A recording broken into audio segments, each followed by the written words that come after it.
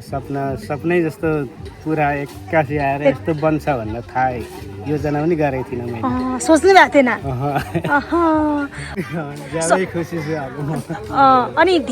देश तथा विदेशबाट तपाईँलाई यो आर्थिक सहयोगहरू गर्नु हुनलाई पनि कसरी धन्यवाद दिन चाहनुहुन्छ यस्तै देखेर तपाईँहरूले सहयोग गर्नुभयो तपाईँहरूलाई धेरै धेरै धन्यवाद मेरो आशीर्वाद पनि लागोस् भन्न चाहन्छु आज कस्तो लागिरहेछ तपाईँलाई एकदम खुसी लागेको छ सबैजना आउँदाखेरि सर्वदान के भन्छ यो हजुर श्रमदानको टोली आएकोमा धेरै धेरै खुसी लागेको छ मलाई आज छक्क पनि परिरहनु भएको छ अनि हजुर तपाईँ सुरुमा त्यस्तोमा बसिरहँदाखेरि 5-6 महिनासम्म बस्नुभयो कोही पनि आएन तपाईँलाई सोधी खोजी गर्न के गरौँ कसो गरौँ भनेर होइन यस्तो कोही आएन तपाईँहरू आउनुभयो यस्तो उयो भएर चाहिँ अहिले चाहिँ एकदम खुसी पनि लागेको छ होइन तपाईँहरूले कल गरेर एकदम रमाइलो पनि लागिरहेको छ अब हेर्दा हेर्दै तपाईँको आज ढलाइ अब 1-2 दिनमा तपाईँ यहाँ नयाँ घरमा सर्नु पनि पाउनुहुन्छ तपाईँको सपना त पुरा भयो नि त अध्यक्ष जस्तो लागिरहेछ अरे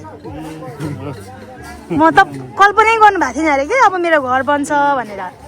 यस्तो यहाँ हाम्रो अध्यक्षज्यू पनि निरन्तरले आएर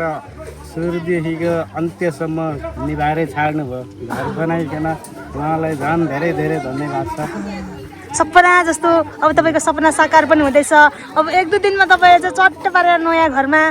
होइन हामी हस्तान्तरण गर्नेछौँ आज झन् मदन दाइजू एकदम एकहोरो भएर हेरिरहनु भएको छ है अब एक कोरिन त खुसीको सीमा छैन ए ठेला उठिसक्यो हाम्रो अध्यक्षज्यूको यहाँ मदन धिमालकोमा काम गर्दा गर्दा त्यही छ है हाम्रो स्थानीय हाम्रो दाइहरू हुनुहुन्छ आज त सकिन आँटिसक्यो तपाईँहरू आज लास्ट हो तपाईँहरूले सहयोग नगरेको भए त कहाँ सकिन्थ्यो त अहिले अनि